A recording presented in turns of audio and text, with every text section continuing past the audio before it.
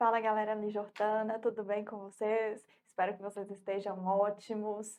Para quem não me conhece ainda, eu sou a professora Deise Lorena, professora de português, e hoje eu vim aqui para conversar com vocês, para trazer a resolução da prova de língua portuguesa do concurso da PM, nós fizemos aí no último domingo. Então, nós vamos comentar aqui as questões, né? Desde já posso adiantar para vocês que a prova ela trouxe algumas mudanças em relação ao que costumava ser cobrado. A prova veio cobrando muitos conteúdos em relação à própria sintaxe, né? Mas já era algo que nós vínhamos nos preparando para isso, né. Então a prova aí foi dentro do que estava previsto no edital, a prova estava relativamente tranquila, algumas questões precisavam de um pouquinho mais de atenção, mas estava ali foi uma prova bem elaborada, eu particularmente gostei muito da prova. Então nós vamos falar aqui um pouco sobre essas questões, discutir as questões aqui e entender os gabaritos, né, as respostas das questões.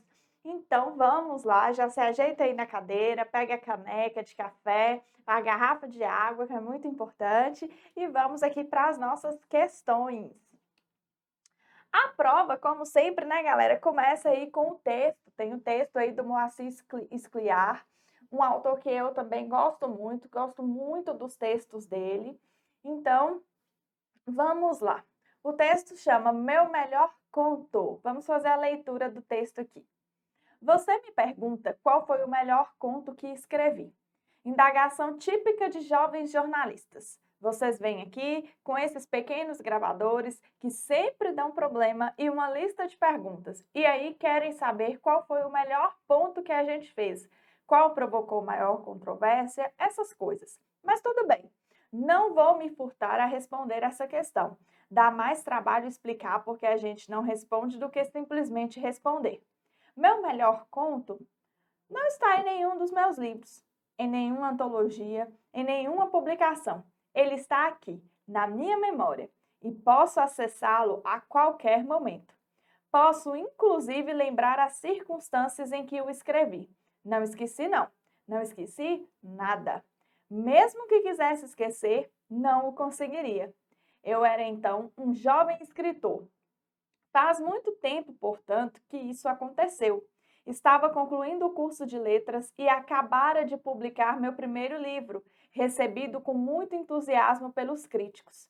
É uma revelação, diziam todos. E eu, que à época nada tinha de modesto, concordava inteiramente. Considerava-me um gênio contestador. Minhas histórias estavam impregnadas de indignação. Eram verdadeiros panfletos de protesto contra a injustiça social. O que me salvava do lugar comum era a imaginação sem limites, que é a marca registrada da juventude literária e que, como os cabelos, desaparecem com os anos. Mas eu não era só escritor, era militante político. Fazia parte de um minúsculo, obscuro, mas extremado grupo de universitários. Veio o golpe de 1964. Participei em manifestações de protesto.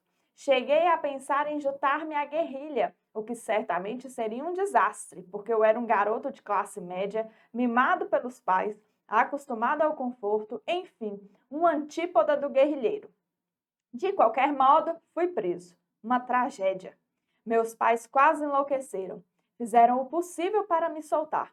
Falaram com Deus e todo mundo, com políticos, jornalistas e até generais. Inútil. O momento era de linha dura, linha duríssima, e eu estava em mais de uma lista de suspeitos. Não me soltariam de jeito nenhum. Fui levado para um lugar conhecido como Usina Pequena. Havia duas razões para essa denominação. Primeiro, o centro de detenção ficava de fato perto de uma termoelétrica. Em segundo lugar, o método preferido para a tortura era, ali, o choque elétrico. O chefe da usina pequena era o Tenente Jaguar. Esse não era seu verdadeiro nome, mas o apelido era mais que o apropriado. Ele tinha mesmo cara de felino, e de felino muito feroz.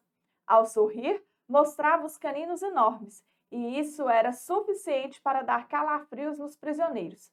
Fiquei pouco tempo na usina pequena, 15 dias, mas foi o suficiente. Da cela que eu ocupava, um cubículo escuro, úmido, fétido, eu ouvia os gritos dos prisioneiros sendo torturados e entrava em pânico, perguntando-me quando chegaria a minha vez. E aí, uma manhã, eles vieram me buscar e levaram-me para a chamada sala do gerador, o lugar das torturas. E ali estava o tenente Jaguar, à minha espera, fumando uma cigarrilha e exibindo aquele sorriso sinistro. Leu meu prontuário e começou o interrogatório. Queria saber o paradeiro de um dos meus professores, suspeito de ser um líder importante na guerrilha. Tão apavorado eu estava que teria falado, se soubesse mesmo onde estava o homem. Mas eu não sabia, e foi o que respondi, numa voz trêmula, que não sabia. Ele me olhou e estava claramente decidindo se eu falava a verdade ou se era bom ator. Mas ali a regra era, na dúvida, a tortura. E eu fui torturado. Choques nos genitais, o método clássico. No quarto choque desmaiei e me levaram de volta para a cela. Durante 2 dias ali fiquei, deitado no chão, encolhido, apavorado. No terceiro dia, o carcereiro entrou na sala. O tenente queria me ver. Implorei para que não me levasse. Eu não aguento isso. Vou morrer e vocês vão se meter em confusão. Ignorando minhas súplicas, arrastou-me pelo corredor, mas não me levou para o lugar das torturas, e sim para a sala do tenente, o que foi uma surpresa. Uma surpresa que aumentou quando o homem me recebeu gentilmente, pediu que sentasse, ofereceu-me um chá. Perguntou se eu tinha me recuperado dos choques, e aí, eu, cada vez mais atônito, pediu desculpas. Eu tinha de compreender que torturar era a função dele e que precisava cumprir ordens. Ficou um instante olhando pela janela. Era uma bela manhã de primavera. E depois voltou-se para mim, anunciando que tinha um pedido a me fazer. Àquela altura, eu não entendia mais nada. Ele tinha um pedido a me fazer? O todo-poderoso chefe daquele lugar? O cara que podia me liquidar sem qualquer explicação tinha um pedido? Estou às ordens, eu disse, numa voz sumida, e ele foi adiante. Eu sei que você é escritor, e um escritor muito elogiado. Está na sua ficha, acrescentou sorridente. Nós aqui temos todas as informações sobre sua vida. Olhou-me de novo e acrescentou: tem uma coisa que eu queria lhe mostrar. Abriu uma gaveta e tirou de lá um recorte de jornal. Era uma notícia sobre um concurso de contos. Cada vez mais surpreso, li aquilo e mirei-o sem entender. Ele explicou: eu escrevo contos como você, mas tenho de admitir, não tenho 1/10 do seu talento. Nova pausa e continuou. Quero ganhar esse concurso literário. Melhor, preciso ganhar esse concurso literário. Não me pergunte a razão, mas é muito importante para mim. E você vai me ajudar. Vai escrever um conto para mim. Posso contar com você, não é? E então aconteceu a coisa mais surpreendente. Eu disse que não escreveria merda nenhuma para ele. Tão logo falei, dei-me conta do que tinha feito e fiquei há um tempo aterrorizado e orgulhoso. Sim, eu tinha ousado resistir. Sim, eu tinha mostrado a minha fibra de revolucionário. Mas e agora? E os choques? Para o meu espanto, o homem começou a chorar. Chorava desabaladamente, como uma criança, e então me explicou. Quem tinha mandado aquele recorte fora o seu filho, um rapaz de 14 anos que adorava o pai e adorava as histórias que o pai escrevia. Ele quer que eu ganhe o concurso, o meu filho, o tenente soluçando. E eu quero ganhar o concurso, para ele. É um rapaz muito doente, talvez não viva muito.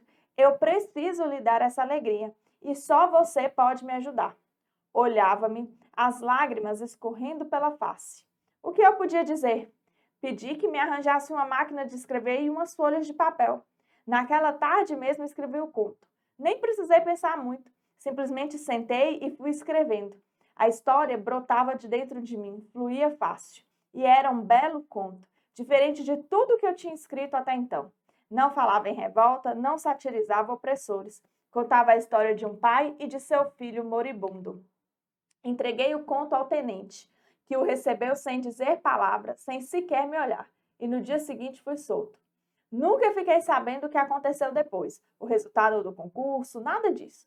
Não estava interessado, ao contrário, Queria esquecer a história toda, e inclusive o conto que eu tinha escrito, o que foi inútil. A narrativa continua dentro de mim, como continuava dentro de mim, como continua até hoje. Se eu quisesse, poderia escrevê-lo de uma sentada, mas não farei. Esse conto não me pertence. Acho a melhor coisa que escrevi, mas não me pertence. Pertence ao tenente, que esses dias, aliás, vi na rua. Um ancião alquebrado, que anda apoiado numa bengala. Ele me olhou e sorriu. Talvez tivesse, com gratidão, lembrado aquele episódio. Ou talvez estivesse debochando de mim. Com esses velhos torturadores, a gente nunca sabe. Então, galera, olha que texto bacana aí, né, do Moacir Scliar. Foi um texto grande que a prova trouxe aí para vocês, mas um texto muito bacana, a linguagem fluida, né? Dava para ler o texto tranquilamente, né? Dava para entender perfeitamente o sentido do texto. Não era um texto que tinha palavras muito difíceis de serem compreendidas, né? Então, assim, dentro ali do que a PM costuma trazer mesmo, né? Então, vamos para as nossas questões. Questão número 1. Marque a alternativa correta. No início da narrativa, observa-se que o escritor é indagado por um jornalista. Qual trecho do texto melhor explica o motivo pelo qual o escritor decide responder à pergunta sobre qual seria o seu melhor conto? Então, vamos lá. Na letra A, está falando indagação típica de jovens jornalistas? Não, não é isso que faz, né, com que ele explique o conto, com que ele explique, né, o motivo porque ele vai responder à pergunta. Na letra B, meu melhor conto não está em nenhum dos meus livros, em nenhuma antologia, em nenhuma publicação. Também não é isso que faz com que ele responda à pergunta. Na letra C, minhas histórias estavam impregnadas de indignação. Também não é isso, não. E na letra D, dá mais trabalho explicar por que a gente não responde do que simplesmente responder. Essa aqui que é a minha resposta, né? Letra D. Quando a gente volta lá no início do texto, ele fala, né? Que logo no primeiro parágrafo, que ele vem e fala: querem saber qual foi o melhor ponto que a gente fez, qual provocou maior controvérsia, essas coisas. Mas tudo bem, não vou me furtar a responder essa questão. Dá mais trabalho explicar porque a gente não responde do que simplesmente responder. Então, aí a resposta da minha questão número 1 já está lá logo nas primeiras linhas, né, no primeiro parágrafo, que é a resposta aí, letra D. Questão 2. A partir da leitura do texto, pode-se afirmar que todas as alternativas estão corretas, exceto. Letra A. O gênero textual utilizado foi o conto que trata de outro conto, cujo objetivo é narrar um episódio da vida do escritor, correto. Né? Então, a gente tem lá, né, o Moacir Scliar, ele escreveu um conto contando um episódio da vida dele, que foi esse outro conto que ele escreveu e como que surgiu esse conto. Na letra B, segundo o autor, seu melhor conto trata-se de uma parte de sua vida que se passa durante o período em que ele foi preso e torturado. Correto também, né? Que ele até conta que ele estava lá, que ele foi torturado, as experiências que ele teve, né? Por ele ser um jovem revolucionário. Na letra C, de acordo com a narrativa, depreende-se que o melhor conto do autor nunca foi publicado. Portanto, como dito por ele, não pode ser encontrado em seus livros. Correto, né? Ele fala sobre isso no texto, né? Ele fala, inclusive, ele chega a falar que nunca foi publicado, que o conto existe só dentro dele, que ele não sabe sequer o que aconteceu depois, que esse conto não pertence a ele, pertence ao general e ao filho, né? Ele chega a falar, né, que ele não publicou. Então, ele fala ali que esse conto nunca foi publicado, está dentro dele. Então, não tem como a gente encontrar esse conto nos livros que já foram publicados por ele, né? Então, aí, a letra C está correta. E a letra D. Moacir Scliar publicou a narrativa Meu Melhor Conto com o intuito de divulgar a tortura que sofreu enquanto esteve preso durante o período da ditadura militar. Errado, aqui que é a minha resposta, né? Qual foi o objetivo dele? O objetivo não foi contar, não foi divulgar a tortura que ele sofreu. O objetivo dele foi contar sobre o conto que ele escreveu, o melhor conto que ele escreveu na vida dele, ocorreu durante esse período. Então, ele estava contando a história desse conto, da escrita do conto, e não necessariamente para divulgar o que ele sofreu durante esse período, tá? Então, a resposta aí da minha questão 2, letra D. Questão 3. Analise as proposições abaixo sobre o texto Meu Melhor Conto e, ao final, responda o que se pede. Aí vamos lá. O autor, quando ainda jovem, se inspirava na injustiça social, aliada à imaginação para escrever os seus textos. Correto, né? Ele até fala isso lá no texto, se a gente voltando lá no texto, né? Ele fala que ele era um jovem revolucionário, né? Então, ele vai falar assim, aqui, ó, no 4º parágrafo, né? Ele fala que ele era militante político, né? E aí, aqui no 3º parágrafo, ele fala também, né, que as histórias dele estavam impregnadas de indignação, eram verdadeiros panfletos de protesto contra a injustiça social. Então, o que me salvava do lugar comum era a imaginação sem limites. Então, ele tem aí esse protesto da injustiça social junto com a imaginação. Então, por isso, a assertiva número 1 está correta. 2. Segundo o autor, quando ele era jovem, além de ser escritor, era militante político. Acabamos de ler o trecho lá que ele falava sobre isso, né? Que ele não era só escritor, ele era também um militante político. Ele até fala no texto que ele chegou a pensar em ir para a guerrilha, e aí ele fala, inclusive, que seria uma tragédia, né? Então, ele era, sim, um militante político. Então, a assertiva número 2 está correta. Na 3, infere-se que um dos motivos da prisão do autor foi sua participação em manifestações políticas. Sim, voltando lá no texto, né, quando ele fala sobre a prisão, ele coloca aqui no 4º parágrafo. Veio o golpe de 64, participei em manifestações de protesto. Cheguei a pensar em juntar-me à guerrilha, o que certamente seria um desastre. E aí ele continua falando, né, por que seria um desastre, e ele fala, de qualquer modo, fui preso. Então, assim, o que fez ele ser preso, né? Essa possível participação aqui em manifestações de protesto. Então, foi o que o levou a ser preso. Então, aí a número 3 está correta também. 4. Para garantir sua liberdade e sair da prisão, o escritor propôs ao Tenente Jaguar a produção de um conto. Errado, né? O que aconteceu lá na narrativa? A gente percebe que foi o tenente que o chamou, porque descobriu que ele era escritor, e o tenente que pediu que ele escrevesse o conto. E, inclusive, o autor chega a se negar, ele fala que não ia escrever. Aí, por isso, o tenente chora, explica a situação, que tinha um filho que estava muito doente, enfim. Então, não é uma coisa que foi o autor que se propôs a fazer isso. Na verdade, o tenente que pediu a ele que fizesse isso. Em um momento ali, a gente pode até inferir, né, um momento de desespero mesmo, tá?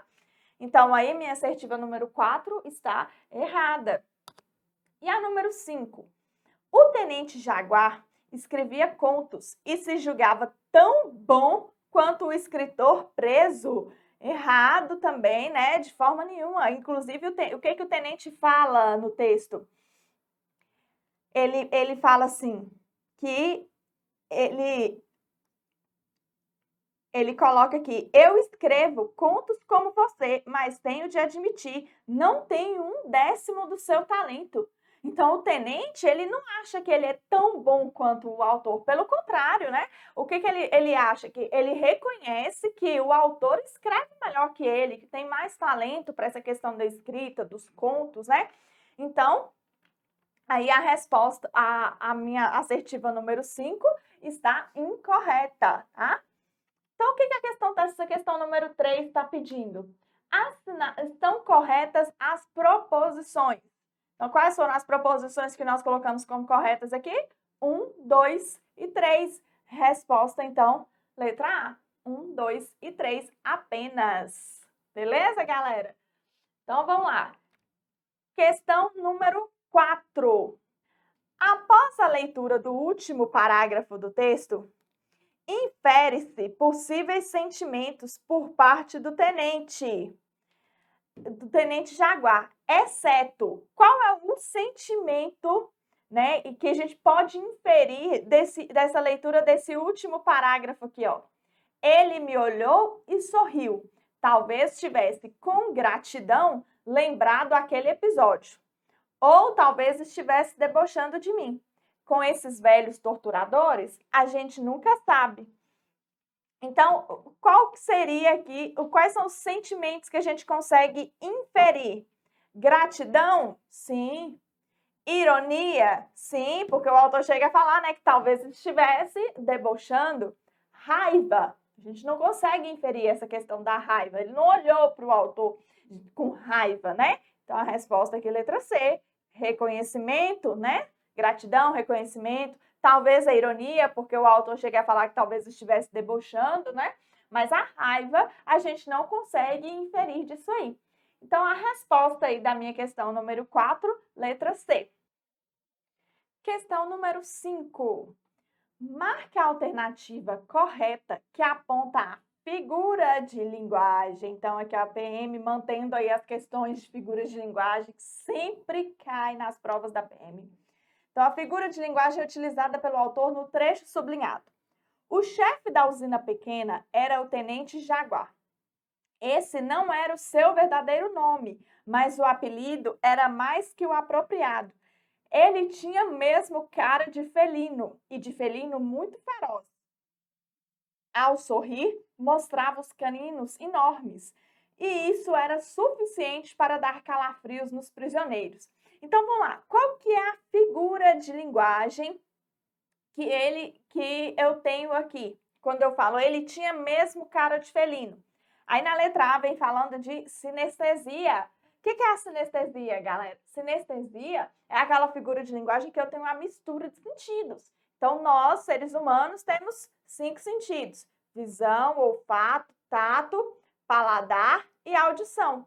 Então, eu tenho numa frase essa mistura de sentidos. Então, por exemplo, sua voz doce e aveludada me encantou.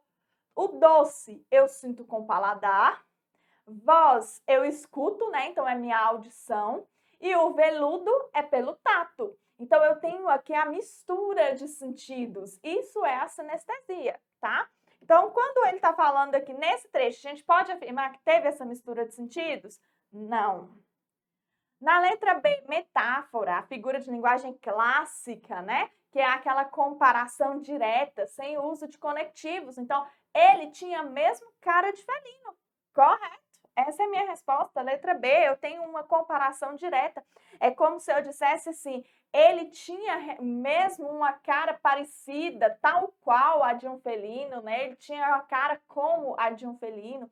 Só que ele, quando eu falo ele tinha mesmo a cara de felino, eu estou fazendo essa comparação direta, sem uso de conectivos. Então, aí a resposta da minha questão é a metáfora. Onomatopeia. O que é onomatopeia?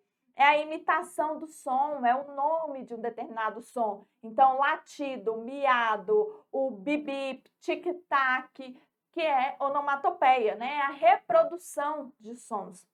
E a perífrase? O que é perífrase? A perífrase é quando eu vou usar uma... Perífrase pode ser também chamada de antonomásia, tá, galera? Vamos lembrar aqui que a perífrase também pode ser chamada de antonomásia.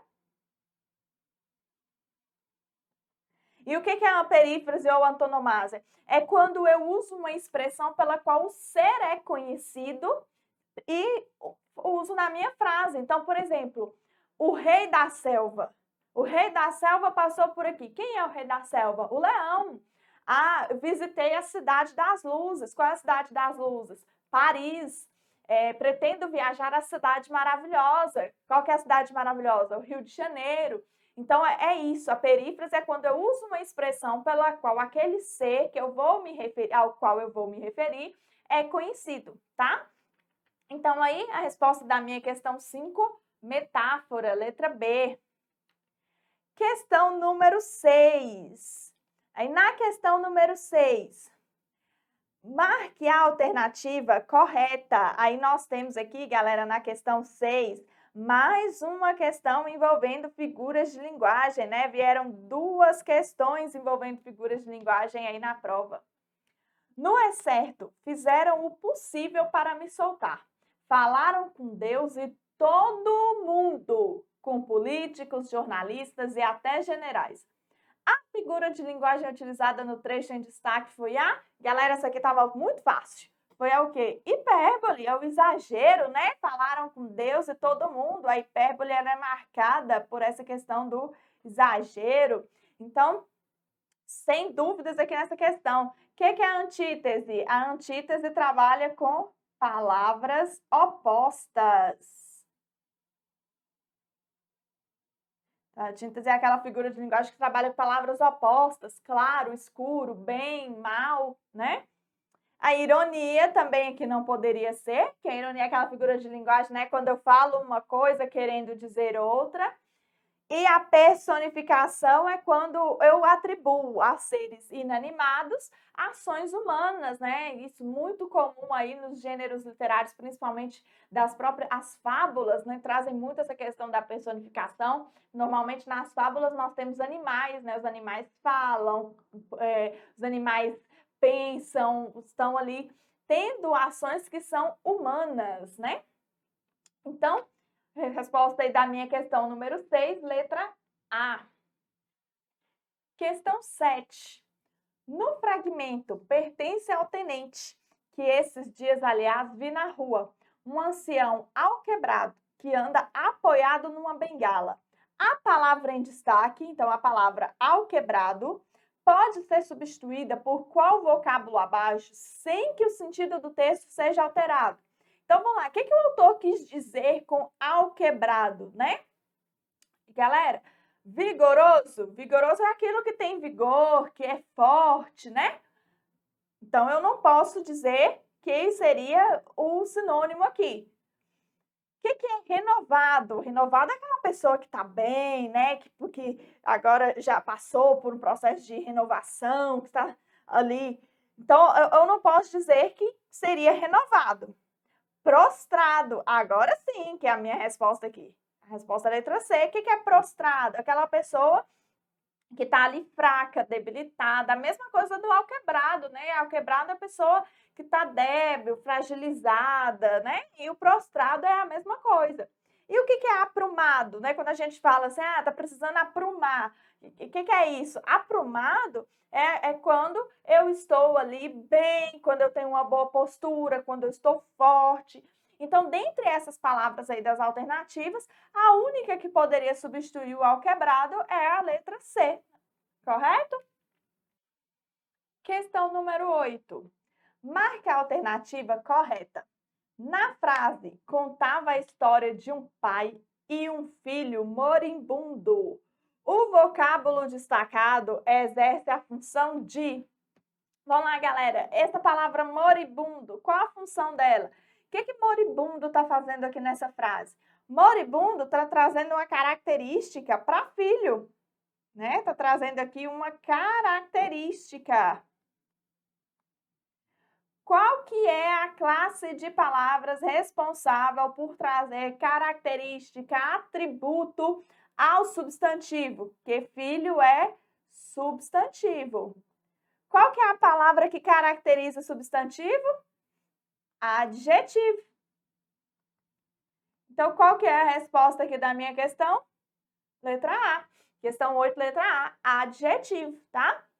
Porque está aí caracterizando a palavra filho. Questão número 9. Analise o fragmento a seguir e responda o que se pede. Mas eu não sabia, e foi o que respondi, numa voz trêmula que não sabia. Marque a alternativa correta. A palavra sublinhada introduz esse mas aqui, ó. Essa conjunção mas. Vamos lembrar lá que o mas é conjunção coordenativa. Conjunção mas. Conjunção coordenativa. E qual a classificação dela dentro das coordenadas? Ela é adversativa. E o que a minha conjunção coordenativa adversativa introduz na frase? Letra A, explicação? Não. Letra B, adição? Também não. Letra C, consequência? De modo algum. Letra D, oposição. Então, o mas traz uma oposição para a frase. Então, a resposta da minha questão 9, letra D. Questão 10. No trecho, estava concluindo o curso de letras e acabara de publicar o meu primeiro livro.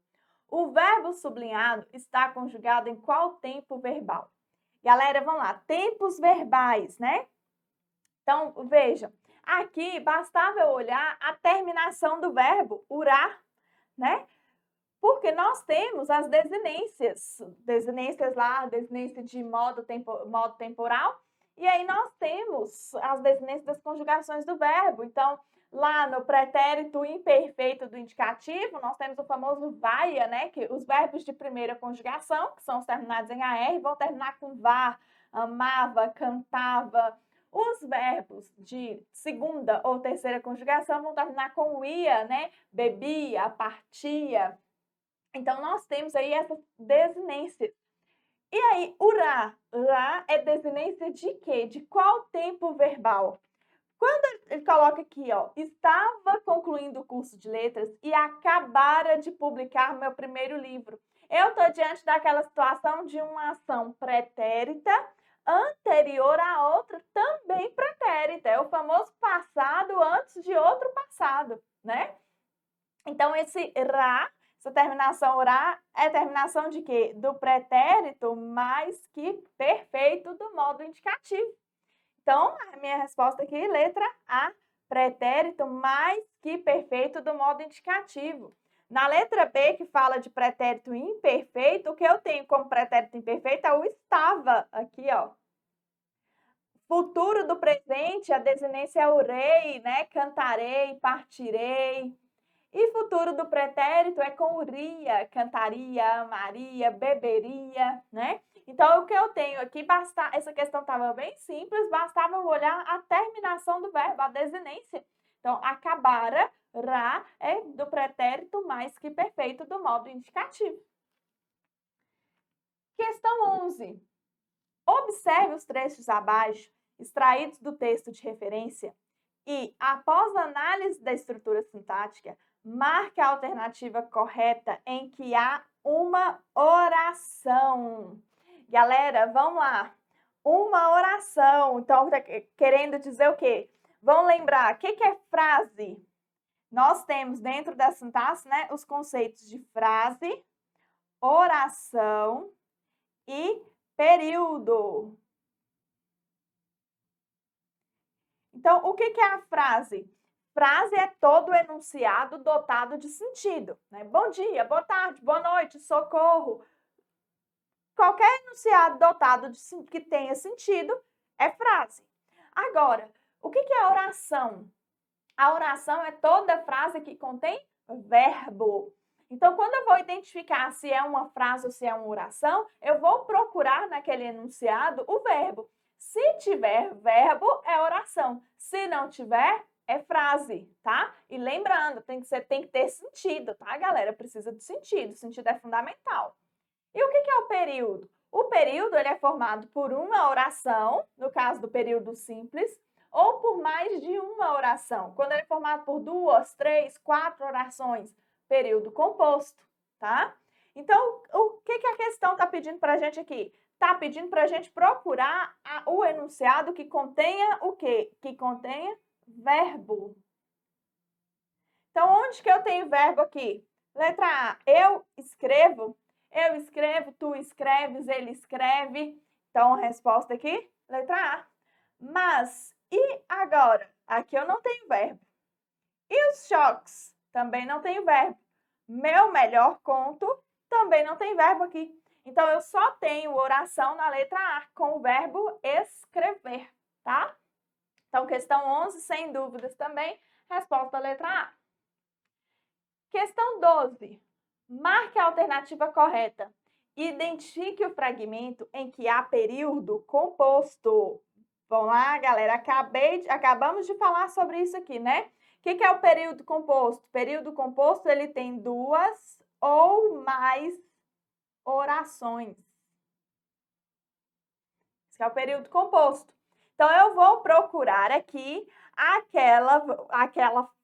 aquele enunciado que contenha mais de uma oração. Então, vamos lá. E então, aconteceu a coisa mais surpreendente. Aqui eu tenho um verbo. Se eu tenho um verbo, eu tenho uma oração. Contava a história de um pai e de seu filho moribundo. Aqui também eu tenho só o verbo contava, então eu tenho uma oração. Na letra C, ficou um instante olhando pela janela. Aqui eu tenho 2 orações, galera. Olha, ficou um instante olhando pela janela. Então, aqui eu tenho 2 orações. Se eu tenho 2 orações, eu estou diante de quê? Período composto, né? É um rapaz muito doente. Aqui eu tenho só uma oração também. Então, a resposta aqui da minha questão, onde que eu encontro 2 verbos, 2 orações? Resposta letra C. Então, questão 12 aí também estava bem tranquila. Vamos lá, para a questão 13 agora.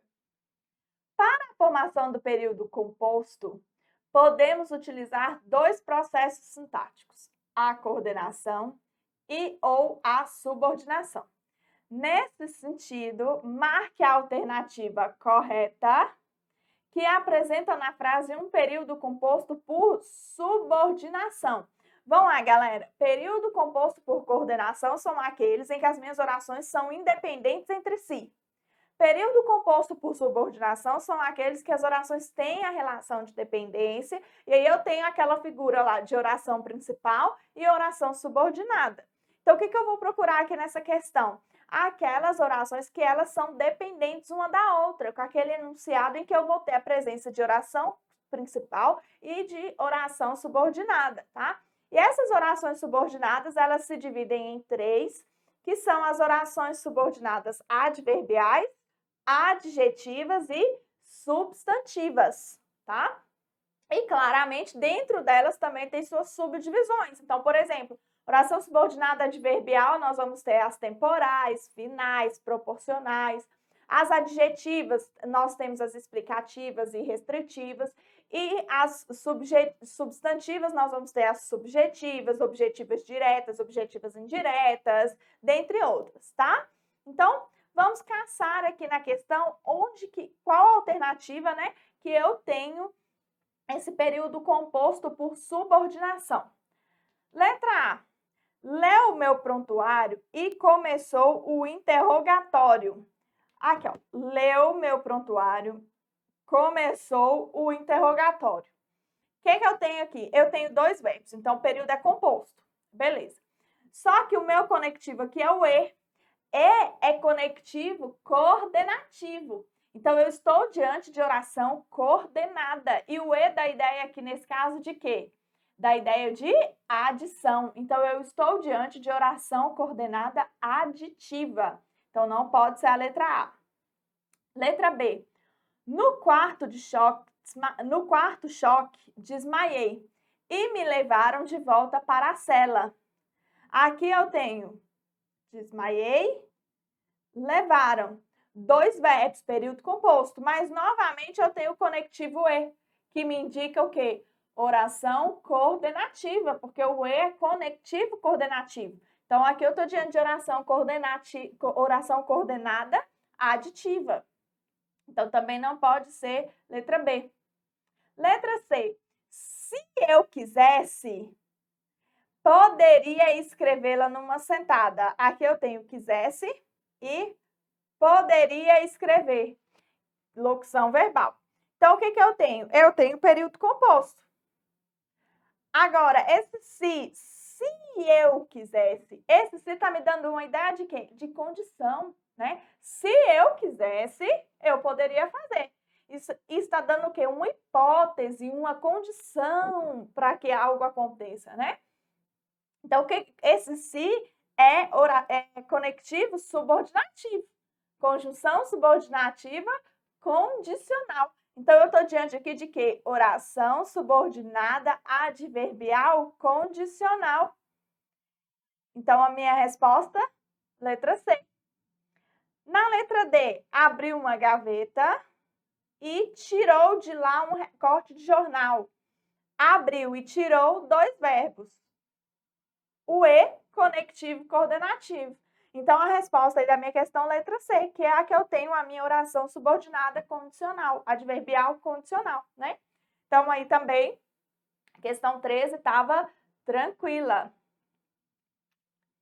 Questão 14. Assinale a alternativa correta em que todas as palavras foram formadas a partir do mesmo processo de derivação observado na palavra aterrorizado. Então, vamos lá, galera. Aterrorizado foi formado por qual processo de formação de palavras? Eu vou ter aqui terror como radical, né? Então, vamos lá. Aterrorizado. Terror é o radical. Izado é sufixo. E o A é prefixo. Qual que é o processo de formação de palavras que eu acrescento prefixo e acrescento sufixo ao radical ao mesmo tempo? Eu tenho dois. Eu posso ter aqui a derivação prefixal e sufixal e posso ter a derivação parasintética. Vamos lembrar aqui, qual que é a diferença entre derivação prefixal e sufixal e derivação parasintética?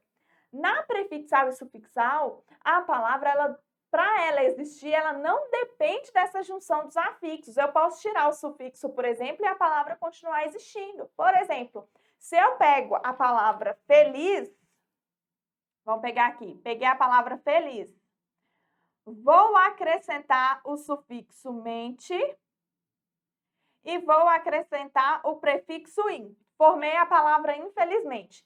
Só que se eu tirar o in, eu tenho a palavra felizmente. Da mesma forma, se eu tirar o mente, eu tenho a palavra infeliz. Então, a palavra ela não depende desses dois afixos para existir. Isso aqui é a derivação prefixal e sufixal. Agora, quando a palavra só existe com a presença dos afixos, é o que nós chamamos de derivação parasintética. Aqui não existe, por exemplo, a palavra terror. Se eu tirar o sufixo, não existe. Da mesma forma que se eu tirar o prefixo, não existe a palavra terrorizado. Né? Então, é uma palavra que está dependendo da presença dos meus dois afixos aqui, ó, para ela existir. Então, é o que nós chamamos de derivação parasintética. Então, eu vou procurar aqui nas minhas questões, nas minhas alternativas, aquelas que foram formadas pelo processo de derivação parasintética também. Então, na letra A, envergonhado. Eu vou ter aqui o radical, né, que é de vergonha. Opa, perdão. Radical vai só até o NH. Então, eu tenho aí o meu radical aí aqui. E aí eu acrescentei prefixo e sufixo.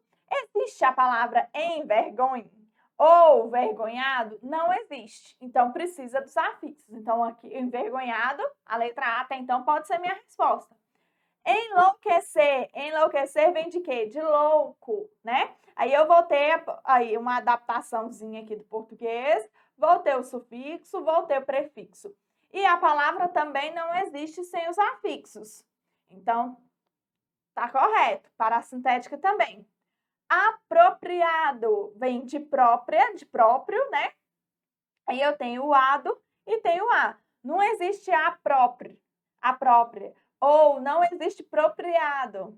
Então, também eu estou diante aqui de derivação parasintética. Acostumado vem de quê? Costume, né? Então, eu tenho aí também sufixo e prefixo. E essa palavra também não existe.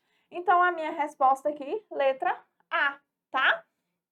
Quando a gente olha nas outras alternativas, na letra B, por exemplo, simplesmente, a palavra é simples. Então, eu só tenho aqui o sufixo. Não tem presença de prefixo. Então, eu já tiraria.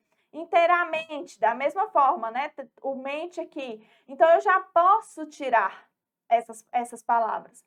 Na letra C, desabaladamente.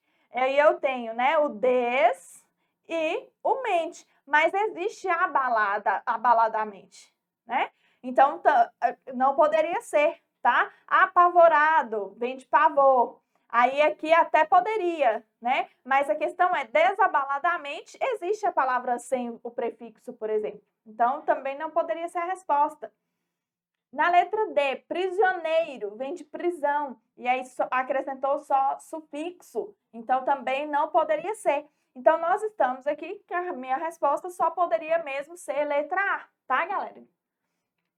Então, vamos continuar aqui. Questão agora número 15. Considerando que a maioria dos advérbios modifica o verbo com o intuito de lhes acrescentá-los uma circunstância, marque a alternativa cujo termo destacado não é um advérbio. Então, vamos lá. A questão está pedindo para nós identificarmos aqui o advérbio. O que é advérbio? Advérbio modifica o sentido do verbo, do adjetivo e do próprio advérbio. E aí a questão já veio até trazendo o conceito, né? Modifica o verbo com o intuito de acrescentar uma circunstância. Ah, que tipo de circunstância é essa? Circunstância de tempo, modo, lugar, tá? Então, qualquer circunstância ali seria advérbio. Então, vamos lá. Letra A. Vocês veem aqui com esses pequenos gravadores. O aqui está modificando o sentido do verbo vir, né? Então, vocês veem aqui. É advérbio de quê? Advérbio de lugar. Na letra B, e eu que à época nada tinha de modesto, concordava inteiramente. Inteiramente está modificando o sentido de quê? Concordava, né? Me dá a ideia de quê? De intensidade. Eu concordava muito, concordava plenamente, inteiramente. Na letra C, indagação típica de jovens jornalistas. Esse típica está se referindo a quê? Indagação. Indagação é substantivo. Advérbio modifica substantivo? Não. O que é que fica ao lado do substantivo? Adjetivo, não é advérbio. Então, típica é adjetivo e não advérbio, tá? Então, a resposta da minha questão, letra C.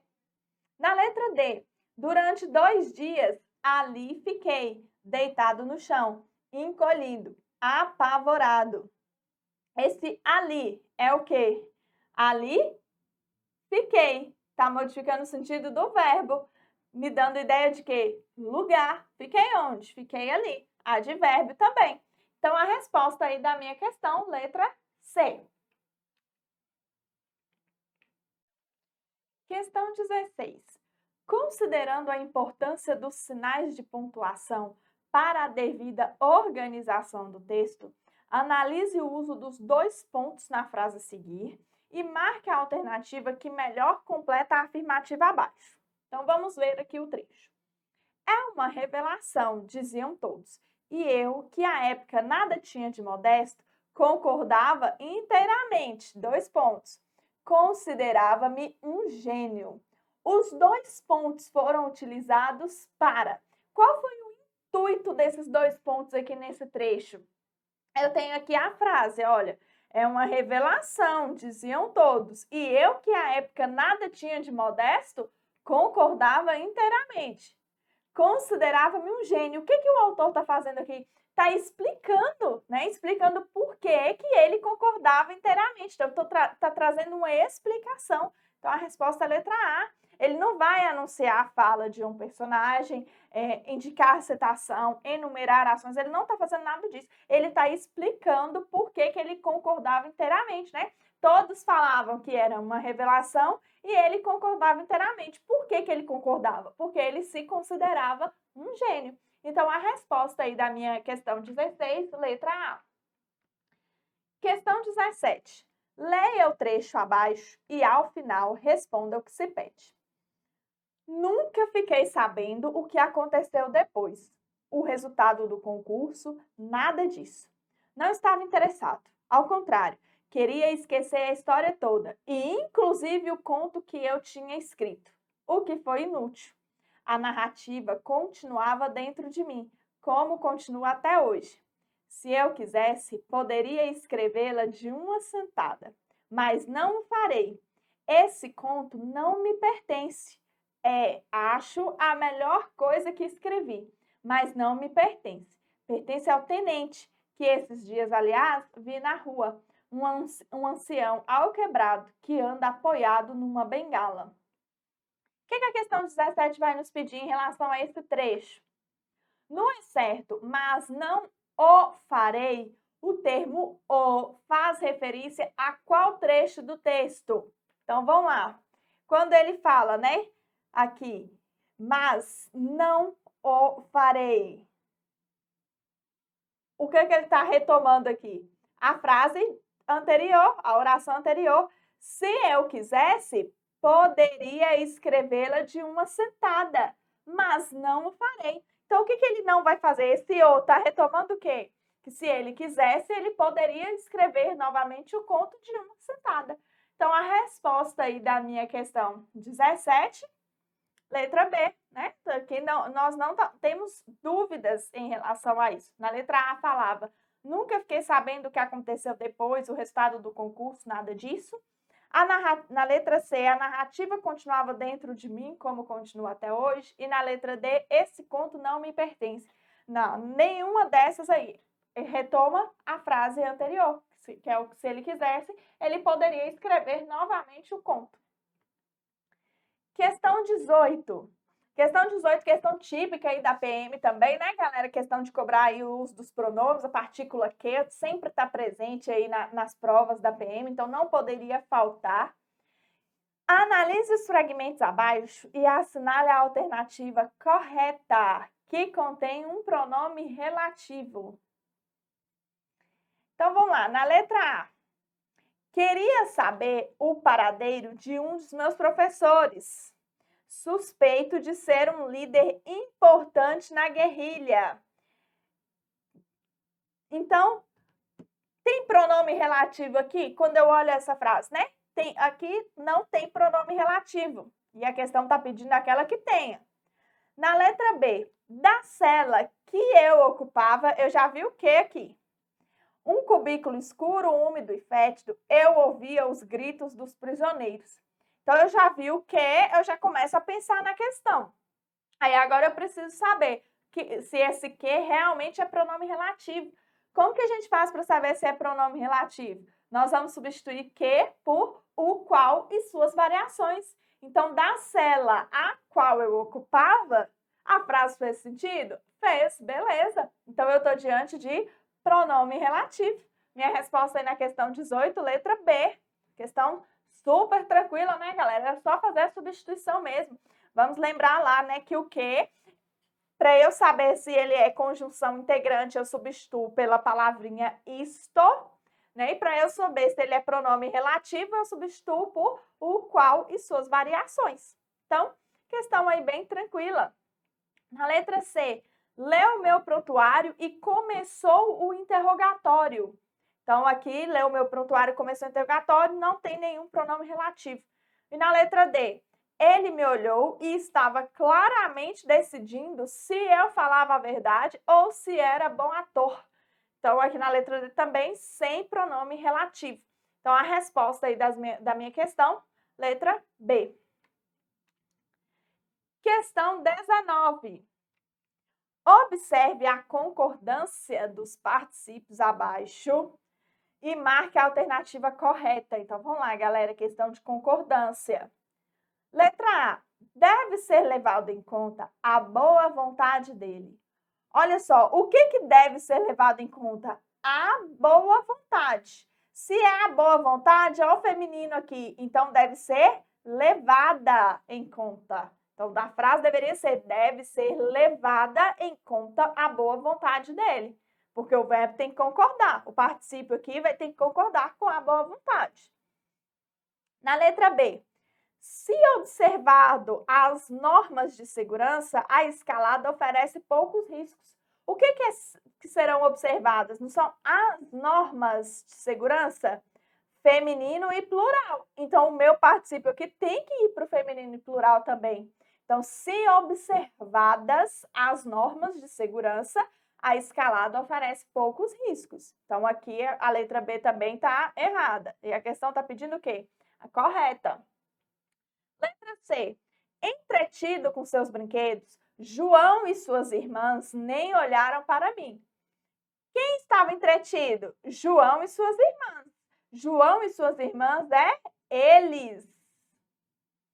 Então, aqui teria que ser entretidos. Entretidos com seus brinquedos, João e suas irmãs nem olharam para mim. Então, a letra C também está errada. Na letra D, não será permitida a entrada de animais neste recinto.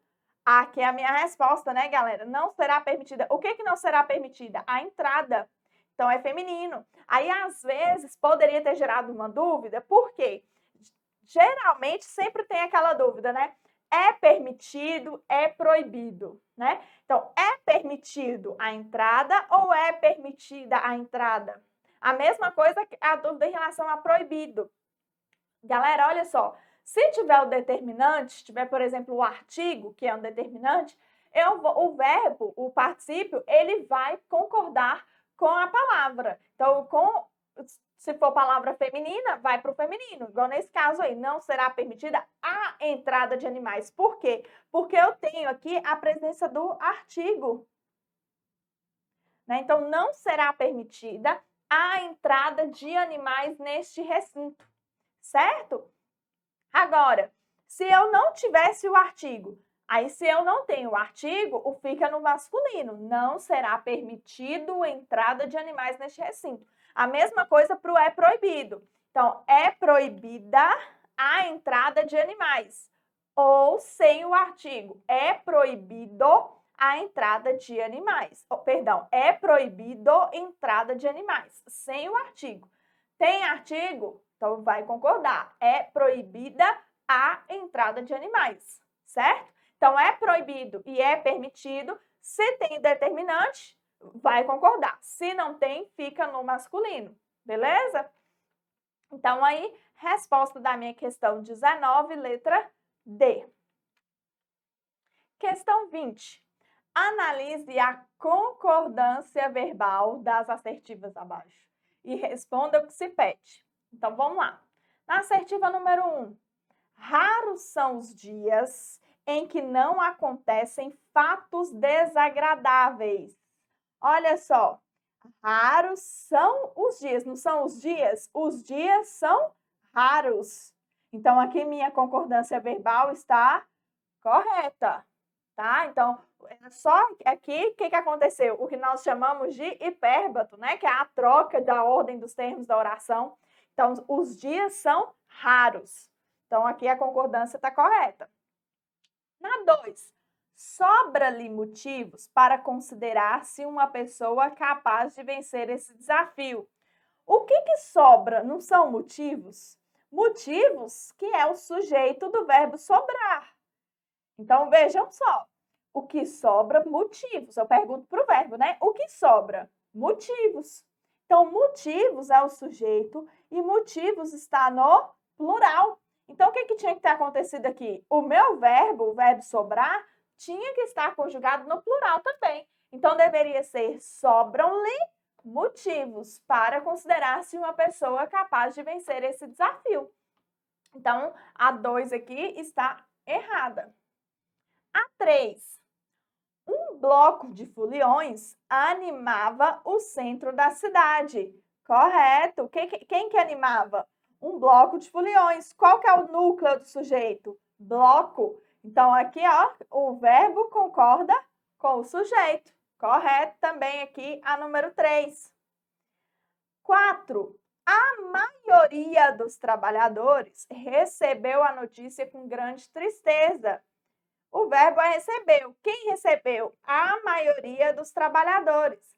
Vamos lembrar lá que quando eu tenho, né, a concordância com essas expressões, né, a maioria de, a minoria de, o verbo vai ficar o quê? No singular. Então, a maioria dos trabalhadores recebeu a notícia com grande tristeza. Então, tá correto. Alguns gramáticos, né, vão falar que, nesse caso, poderia ser também concordando com trabalhadores, né? Podendo ser aceita também a concordância receberam, mas recebeu ainda também é considerado correto, tá? E é, inclusive, o considerado como o mais correto, tá? Então, a maioria dos trabalhadores recebeu a notícia com grande tristeza. E na 5, não haviam vizinhos ali que concordassem com a obra. Olha só, verbo haver, né, galera? Esse é um dos mais simples, né? Uma das questões mais simples de a gente analisar a regrinha básica lá do verbo haver. Verbo haver no sentido de existir, acontecer e ocorrer, não tem sujeito, né? Então, nós estamos diante de oração sem sujeito. E como que fica o verbo? Conjugado na terceira pessoa do singular. Então, quando eu falo que não haviam vizinhos, o que eu estou querendo dizer? Que não existiam vizinhos. Então, o verbo haver está no sentido de existir. Por isso, ele devia estar o quê? Na terceira pessoa do singular. Então, não havia vizinhos ali que concordassem com a obra. Então, aqui está incorreta também. Né? Então, quais são as minhas alternativas corretas, que é o que a questão está pedindo? 1, 3 e 4. Resposta, então, letra B. Beleza, galera? Galera, então essa foi a nossa resolução aqui da prova da PM. Aqui o gabarito para vocês, tá? A prova foi aí, como eu falei no início da nossa aula, foi uma prova que estava, assim, dentro do esperado a termos de edital, com algumas mudanças, né? A PM trouxe aí uma cobrança maior em termos de sintaxe, mas ainda assim a prova estava relativamente tranquila. Espero que eu tenha ajudado vocês, que tenha sido ótimo, que vocês tenham conseguido compreender aí essas questões, tá? Continue estudando, espero que todo mundo tenha saído muito bem na prova. Para quem porventura cometeu um deslize, não perde foco, disciplina, né? Aquela máxima, só não consegue quem desiste, então não pode desistir. Vamos continuar aí estudando que a hora da aprovação ela chega, tá? Então, galera, um grande abraço para vocês. Tchau, tchau.